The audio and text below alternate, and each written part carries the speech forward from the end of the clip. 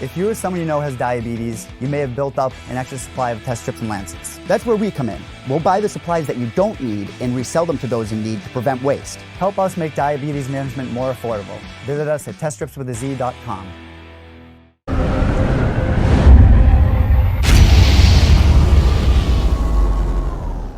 All right, joining me right now is the brand new Invicta FC featherweight champion, coming off her unanimous decision win over Kaitlin Young Friday night at Invicta FC 36. The champ is here. The champ is here. Pam Sorenson. How are you, Pam?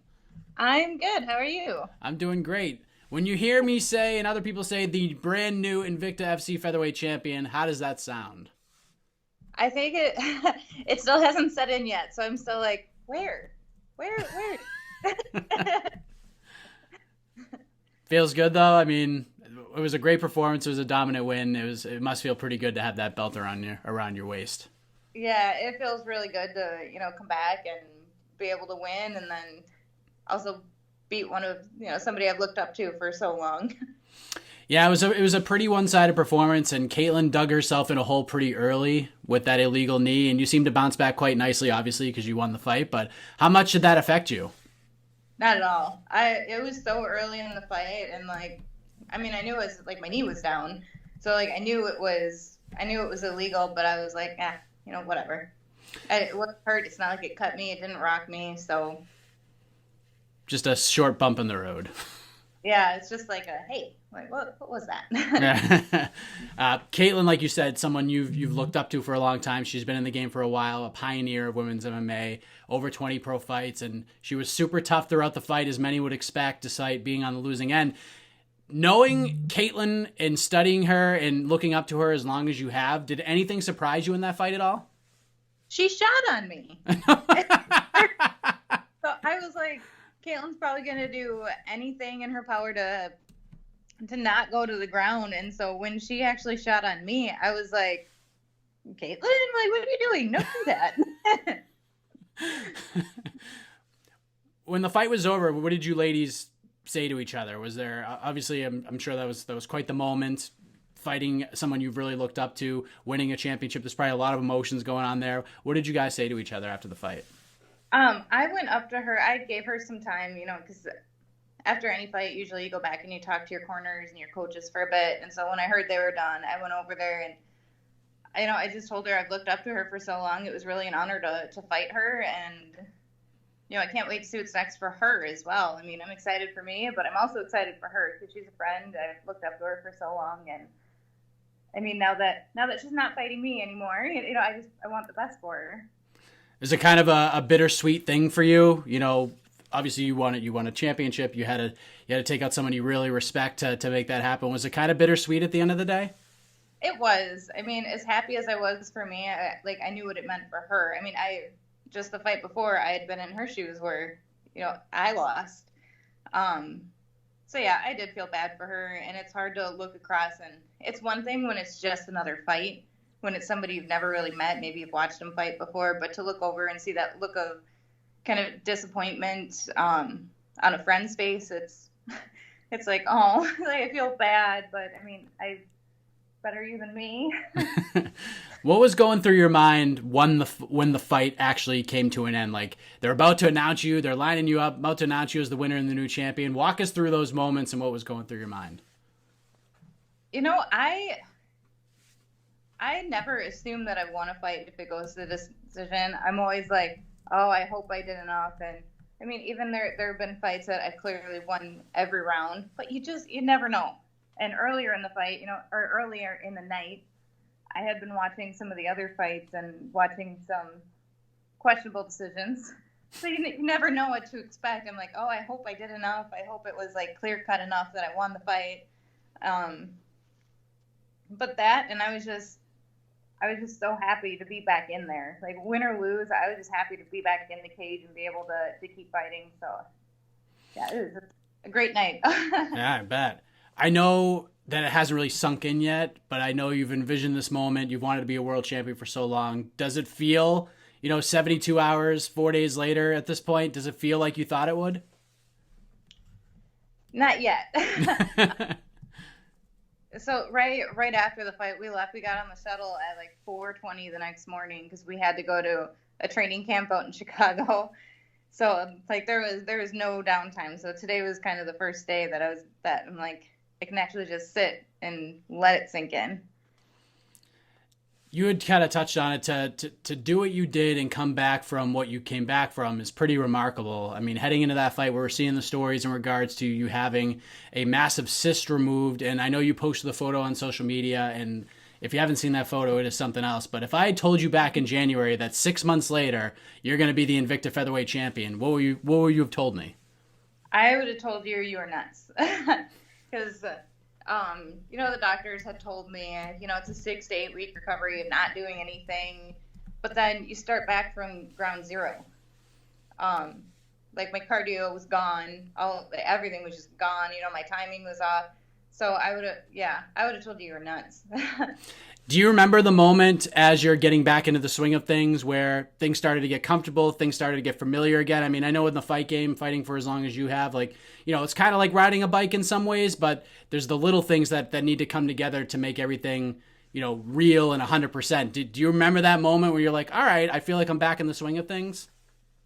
Yeah, it was actually kind of a forced moment. So I got offered a fight back in, I think it was May, is when I was offered a fight on the June card, and I had to turn it down. I knew I wasn't going to be ready yet. It was a really good fight offer, and I just, I don't want to take a fight and then clearly not be ready for it.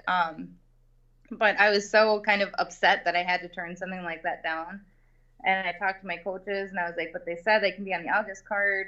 I didn't know it was going to be a title fight or anything, but and my coach had just kind of said, well, you're still kind of babying your stomach. You either need to, he's like, I understand you had major surgery, but you either need to start doing stuff or you're either ready or you're not. And so I walked into the gym the next Monday and I was like, all right, we're just going to do it. I'm going to come in here like nothing ever happened. And, I realized some of it was in my head. I just walked in. I was like, I'm going to spar like normal. I'm going to roll like normal. We'll just see how everything is. And at the end of the day, I was like, hey, I'm still okay. So I think the mental barrier was just as hard as kind of overcoming the physical one. How important is that, and what does that mean to you, knowing that you have coaches that are willing to tell you the truth, to give you that sort of information and that sort of criticism? Man, it's actually really cool because I've been with the same gym with the same head coach for since day one. And, he knows me and he knows what I'm capable of. He kind of knows what my limits are. So when he says something like that, I really do respect what he says. And I'm like, all right, I've got to do what my coach told me to do. So, I mean, it's so important to me to be able to have a coach that I can trust like that. Because some people don't have that. It's true. Now that you are a champion, now that you have that title belt and, the moniker of world champion attached to you, what is your goal in terms of using that platform? What kind of champion do you plan on being? I don't know. I don't know. That's hard. That's a hard question. I haven't been asked that one yet. I've always kind of said I want to show people that they can overcome things. You see so many people or so many women, especially if they have a C-section after they have a baby, you never hear from them again. So if nothing else, I've dealt with adversity since I started in MMA, and it's not for everybody. It's not easy, but you can overcome a lot of stuff you never would have thought that you could. And I want to be able to lead by example and show that you can overcome a lot more if you just put your mind to it and tell yourself you can do it. See, there you go. So you came through. You got a question that put you on the spot a little bit, and you came on the other side. I mean, it's amazing. It's like your MMA career right now. It's fantastic. But in terms of the future, when would you like to get back in there and defend that title? Or if, the phone happens to ring and another opportunity arises, ideally, what would be the best timeline for you to get back in the cage? Hopefully by the end of the year. In October, my plan is to go to Bosnia, actually, and I'm going to compete in the World Kickboxing Championships. So that's why I kind of get this week off, and then next week we get right back to it to start training for that. And then hopefully I can come out of that with no injuries or anything, and then I can start training again right away. And, you know, whatever opportunities come up, I'm game for whatever. Have you been to Bosnia before, or is this the first time you're going there? No, this is my first time, so hopefully they get their war under control or whatever's going on over there. I know. I was just going to say, is it a little nerve-wracking knowing that you're going to go over there? I mean, you have a mission in place. You want to go there and become a world champion yet again. You know, is it kind of nerve-wracking with all that going on? A little bit. So when my coach came up to me and he was like, hey, you were invited to be a part of Team USA kickboxing over in Bosnia. What do you think? And I just remember back in high school and stuff, in middle school, you heard all these terrible things about Bosnia, and I was like, are people gonna like steal us or like and they were like, no, there's lots of security, you're gonna be fine, you just don't wear your USA stuff out in public everywhere because they don't like us. But so, yeah, I think we'll be fine, but that definitely crossed my mind. I was like, is Bosnia safe? It looks like, I want to ask you about this because it looks like Cris Cyborg, former Invicta featherweight champion, former UFC featherweight champion, looks like her tenure with the UFC has come to an end. Is that a fight you'd like to have at some point? And, you know, what are your takeaways from her run in Invicta and the UFC as her career looks to be heading down a different path? With her, I believe nothing until I see it. I think some of the UFC stuff is all they're just getting attention. It's all just a bunch of drama. I mean, when do you ever see Dana White do interviews about cutting somebody from the UFC? Like, I don't know. I say give it a couple of weeks, and I think she'll be right back in with the UFC. However, if she's not, if it is all true, she came from Invicta. Why not come back? I would love for my first title defense to be against Cris Cyborg. That would be such an honor to fight her. She's been around for so long, and yeah, I've been saying for a long time I'd love to fight her, and that's still true. Yeah, I think that would be a lot of fun. That would definitely put a lot of eyeballs on the product, which is a great product, by the way. There's never a bad Invicta show, by the way, ever. So if you've never watched Invicta, you need to start watching it because it's fantastic.